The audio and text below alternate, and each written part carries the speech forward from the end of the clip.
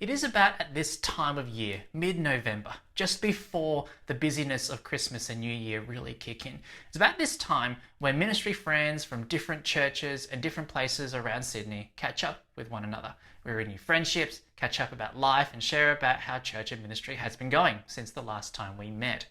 And every ministry and every church that I've talked to has had their fair share of changes and of challenges in 2020. But at least amongst my circle of ministry friends, God's grace has been made abundantly clear and evident in every case. The challenges of 2020 have been met by God's people in Sydney with God-given graciousness and patience and understanding. It's been awesome. And I am really proud to say that at ESCCC, we've been able to meet those challenges in a like-minded, godly way. And when I'm asked by my ministry friends about how I'm feeling about working at ESCCC as of late, I've taken to describing it as being a bit like steering a great big ship. I don't feel overly burdened by different tasks to do. I don't feel that I'm frantically running around here or there.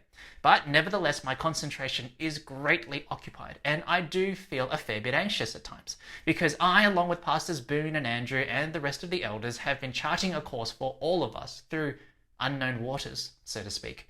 The task of navigating around the uncertainties of the very nature and form of ministry has demanded our attention all year. And so has the task of informing and bringing along as many of us for the journey as possible.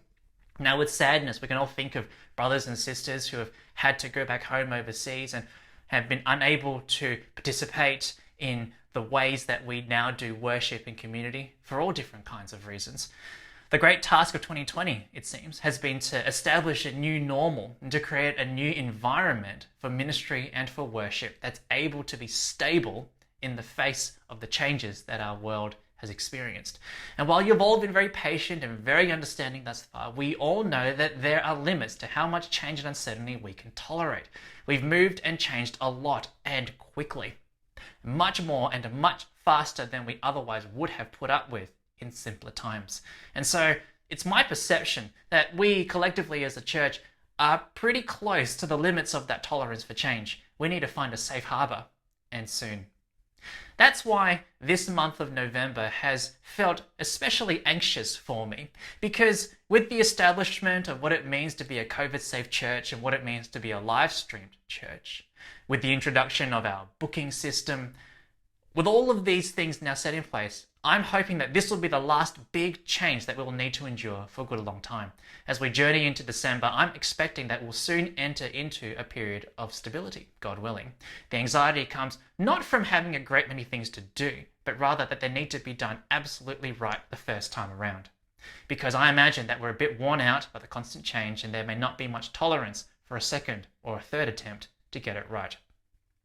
Now, throughout this whole time, it's been good to take it for granted that God himself never changes and his word never changes. Our basic task in discipleship, in teaching, in ministry, that's still the same. To preach the word, to be ready in season and out of season, to reprove, rebuke, exhort, and with complete patience and teaching. All the how of ministry has changed in 2020, but the who and the what and the why all still remain the same, and shall always remain the same. And as long as our Lord Jesus lives, we can at least rest assured in that. I'm Pastor Jose. Thanks for watching. I'll see you next time.